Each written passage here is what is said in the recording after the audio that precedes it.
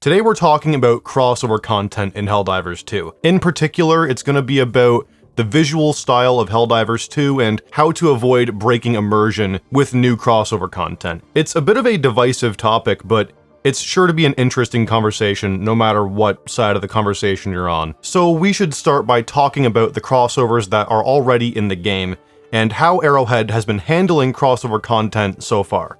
We have the Killzone collab and we have the Halo collab. How did these crossovers affect the game? And I would argue that the effect has been positive, and that nothing so far has broken the visual style of the game. We're also going to discuss the format and the monetization elements of these crossovers, so we'll start with the Killzone items. It was a very low-key collaboration. It wasn't very hyped up or marketed at all. In fact, it was originally meant to be a warbond, and when they scrapped that warbond idea, I think their marketing got scrapped because they would essentially be advertising microtransactions, like doing a trailer for microtransactions, and that would not come off well with the Helldivers community. And this crossover was a bit of a fiasco when it launched. The first page they released in the Superstore was insanely overpriced, and I have a list of the prices for each item right here. The AC-1 Dutiful Helmet was 310 super credits. The AC-1 Dutiful Body Armor was 500 credits. The Strengthen Our Arms Cape was 310 credits. The Strengthen Our Arms Player Card was 90 credits. The STA-52 Assault Rifle was 615 credits. And the Assault Infantry title was 150 credits. Combined, this comes to a whopping 1,975 credits, which created a massive controversy in the Helldivers community, especially since this was the first time that a weapon was locked behind the Superstore, which was unheard of at the time, and it was really, the backlash was insane. It was so bad that they gave away the entire second wave of items for free, which mostly saved themselves from any more backlash surrounding this whole crossover. So in terms of monetization, this crossover was handled terribly. But I think that the visual style and the way that they integrated the items into the Helldivers universe was done well. Now, I'm not a Killzone fan. I've actually never played any of the Killzone games before, so all of my information has come from the Helldivers wiki and the Killzone wiki. In the Killzone universe, Stahl Arms is a weapons manufacturer. They create equipment for the Helghast. Helldivers 2 added Stahl Arms to their lore as a kind of alternate universe version of this organization. They created the STA-52 Assault Rifle, the STA-11 SMG, and the STA-X3 Wasp launcher. And I think that each of these weapons fit in pretty well with the rest of the weapons in the game. They don't look too outlandish, really. And there is also the VC-39 Accelerator Rifle, which was renamed to the Plaz-39 Accelerator Rifle. I think if you showed this weapon to someone and didn't tell them it was from Killzone, they wouldn't think twice about it. And the armor sets don't feel too out of place. The AC-2 Obedient is pretty outlandish, but I've never had my immersion broken by either of the Killzone sets. They fit in well enough, and I seriously doubt that anyone watching this video has had a worse experience playing the game because of this crossover, and if you have, then tell me, because I've never heard anyone outright say that the game is worse for it. And of course, we have the ODST warbond, which solved many problems that people had with the Killzone crossover. Instead of the items being in the Superstore, all of the items are in a warbond, a one-time purchase that grants you the ability to earn all of the items. Warbonds don't expire either, so there is zero FOMO attached to any of the Halo items, and it was vastly cheaper than the Killzone crossover. This is a prime example of Arrowhead listening to the community and doing what's right. The warbond is 1,500 super credits, and you don't earn any credits back from the warbond, but that is still cheaper than the one page from the Killzone crossover, and you get more than the entire Killzone crossover combined. 4 weapons, 2 armor sets, plus a bunch of cosmetics. They also managed to weave the Halo items into the Helldivers lore, just like they did with the Killzone items. ODSTs are from an old cartoon called obedient democracy support troopers. And all of the weapons are created by an organization called Martian Armory, a clear reference to Mizraya Armory from the Halo universe. Visually, I think the ODSTs fit better than the Helghast armors. They look right at home next to the Helldivers, and they faithfully adapted everything while slightly modifying certain items to fit Helldivers too, and I think that's a great idea, and that's how they should manage it. My main point is that Arrowhead does put a lot of thought and a lot of care into the crossovers that go into Helldivers 2. They aren't just cramming crossovers into the game to make money, and they have made statements saying that they are intent on maintaining the individuality of Helldivers as a franchise.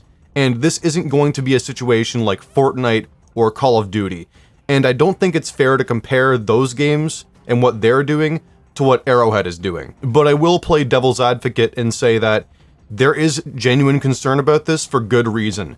There are other games that I actually used to like and I just can't play anymore, like Call of Duty. I just can't do it. It makes my skin crawl. Defenders of, what happened to Call of Duty, like saying it's fine, the cosmetics don't affect the gameplay, they have a point, but it just doesn't work for me. All video games, at the end of the day, are just blinking lights on a screen. And if I don't like the patterns and colors that those blinking lights are showing me, then I'm not gonna play your game. I don't like seeing Beavis and Butthead in Call of Duty, like fighting in the Gulf War. That's not for me. I don't like seeing that in a game that promises to have some kind of authenticity and historical value. And it's not just crossovers that people should be worried about. I think Halo Infinite is a very fun game, but some of the customization in that game is just garbage, like those Spartan cat ears. It pisses me off, man. If they ever add cat ears to Helldivers 2, I'm out. I'm just out. And people will defend it and say that it doesn't affect the core gameplay, and again, they do have a point.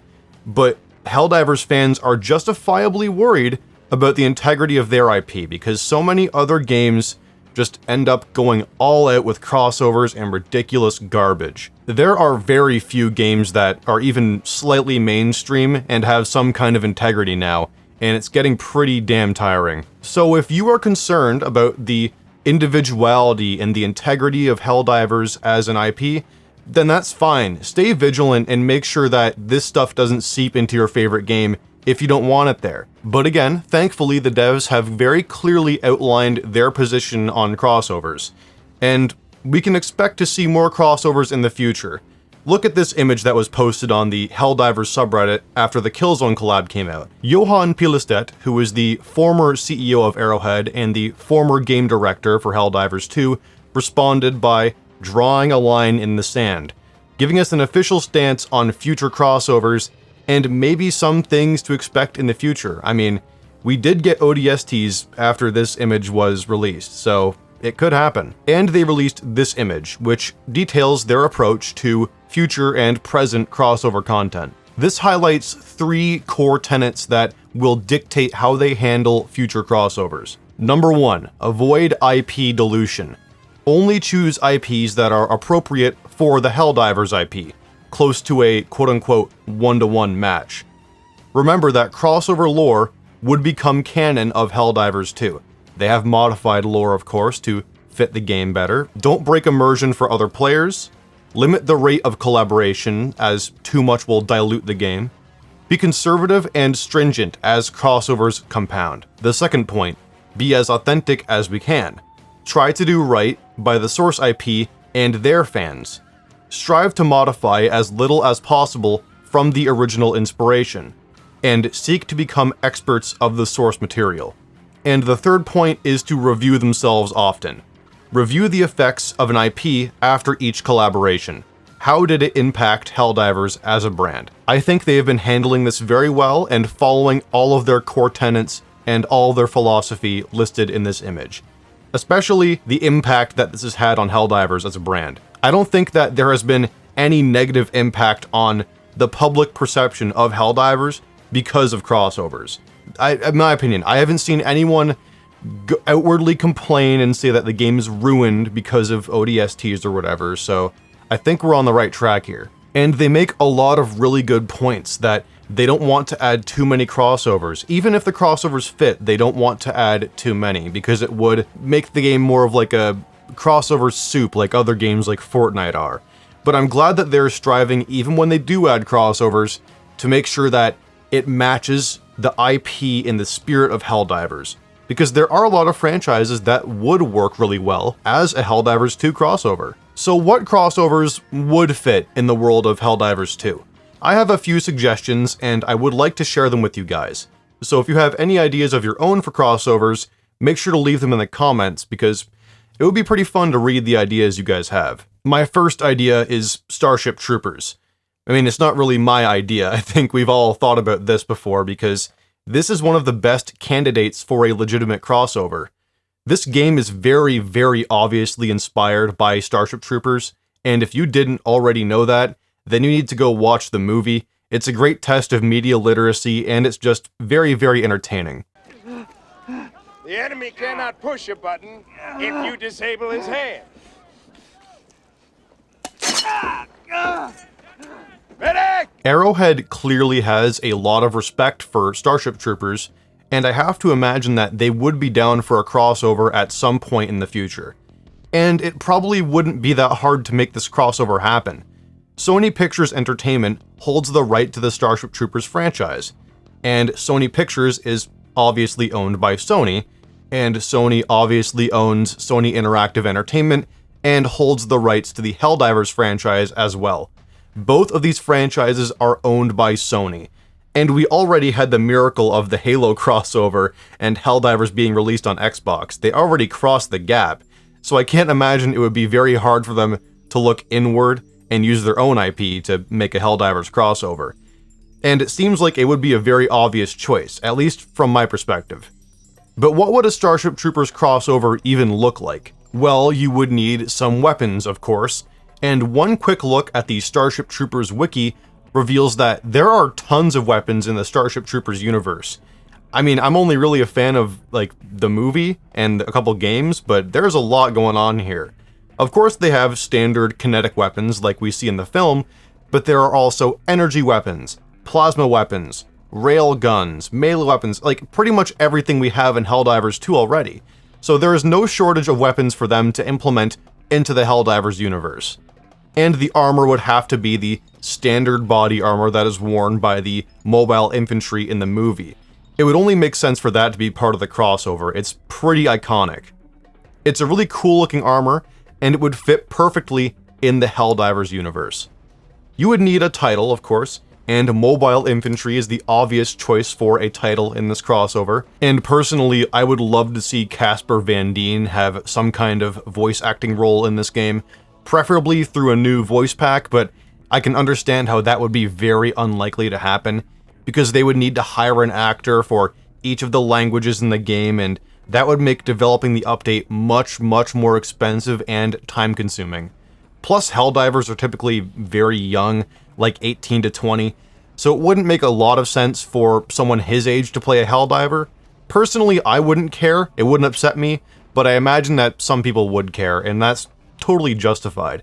So yeah, this is my #1 candidate for the most likely crossover in Helldivers 2. It just makes too much sense for this to not happen, and the ball is in Sony's court. They can make this happen pretty much whenever they and Arrowhead want to make it happen. Warhammer 40k. I just want to start off by saying I am not an expert on 40k lore. I am not a mega fan of 40k. I've watched some videos and played a few games, and that's it. But I do understand that both of these games have a large overlapping player base, plus the Imperium does share some values with Super Earth. They don't believe in diplomacy with any Xenos, and every single human must do their part for the good of humanity. And both of these universes are pretty great examples of dark satire in a sci-fi setting. I mean, plus, they're called Terminids in Helldivers. It's pretty obvious that was kind of aping off of Tyranids from 40k. If they were to do a 40k crossover, I would think that the standard Astra Militarum soldiers would be the best fit for Helldivers. You would likely need to change their armor around a little bit, cover up their faces, and give them capes, of course. As for weapons, there are tons of weapons in the 40k universe, But if I had to pick a few that I know, I would say that the chainsword is a great option, and a lasgun would be the best picks. The chainsword could be a very fun melee weapon. I think it would be cool if it acted like the machete does during hipfire, like a very heavy blade.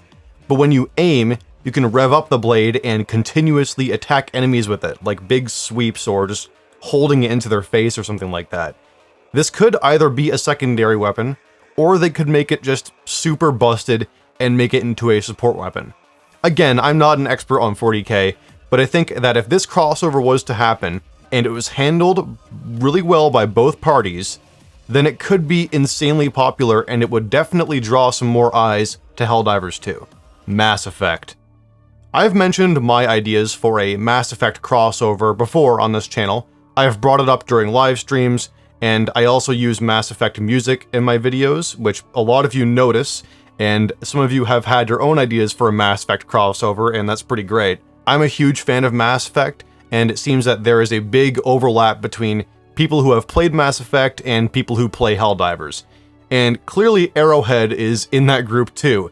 There has been a Mass Effect reference in Helldivers 2 ever since it launched. You know those little reviews that you see in the Superstore?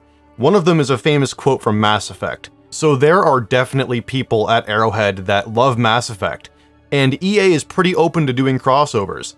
They actually did a Mass Effect crossover with No Man's Sky to celebrate the release of the Mass Effect Legendary Edition, and it was an awesome crossover. There are a few ways that you could go about a Mass Effect crossover, but it would have to involve the Systems Alliance, Cerberus, or maybe both. The Systems Alliance represents the official government of humanity to the rest of the galaxy, while Cerberus is a human supremacist terrorist faction that does a lot of fucked up shit. I think that both of these factions would make sense if you adapted them to Helldivers 2. The Systems Alliance could represent the military strength of Super Earth's outer colonies, while Cerberus could be an off-the-books group that cooperates with the Super Earth government. You would have to add the Alliance Marine armor. It's such a cool-looking armor set, and it would look so good next to the Helldivers. And the Cerberus Engineer armor from Mass Effect 3 would look really great too. This one definitely fits in the Helldivers universe.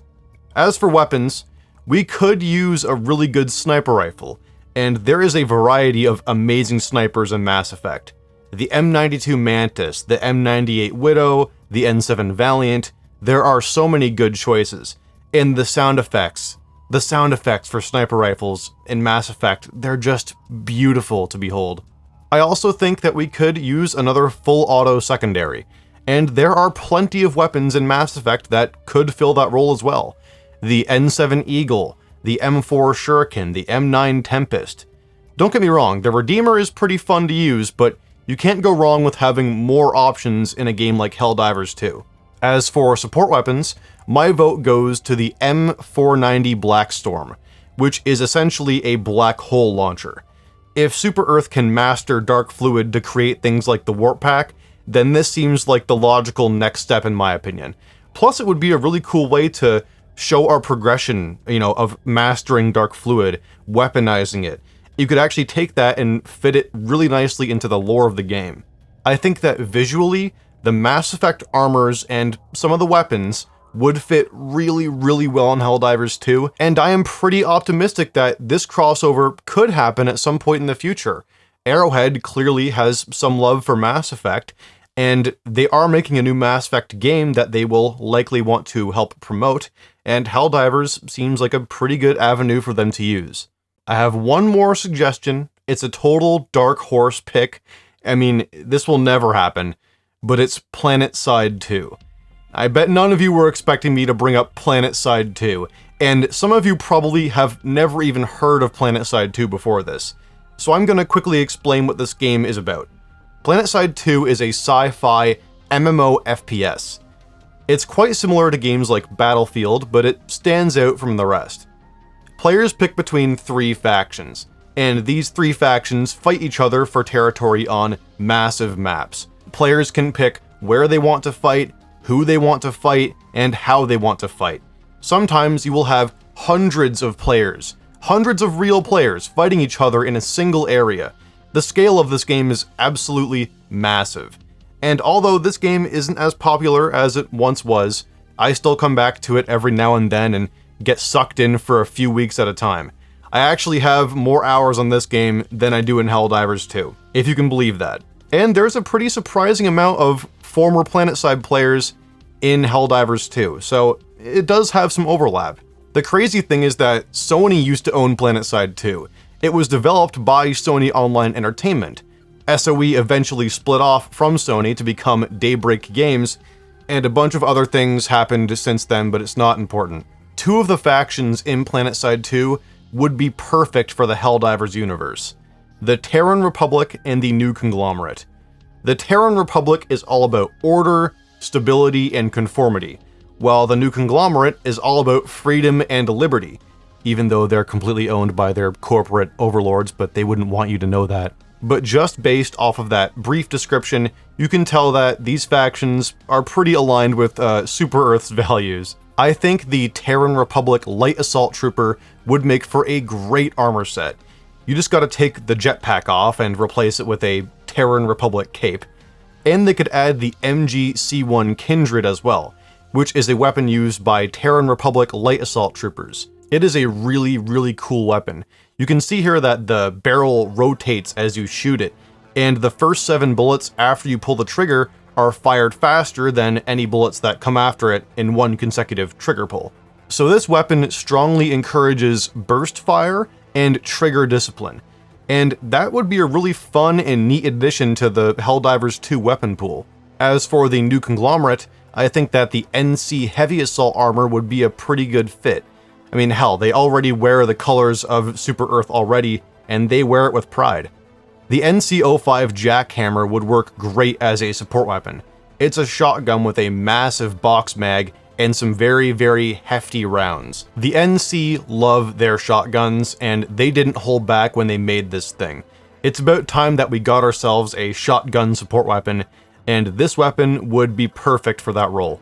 Or they could add the NS-15M2 as our first primary LMG. The NS-15M2 is created from lightweight materials, and sacrifices raw firepower for mobility and accuracy while aiming down the sights.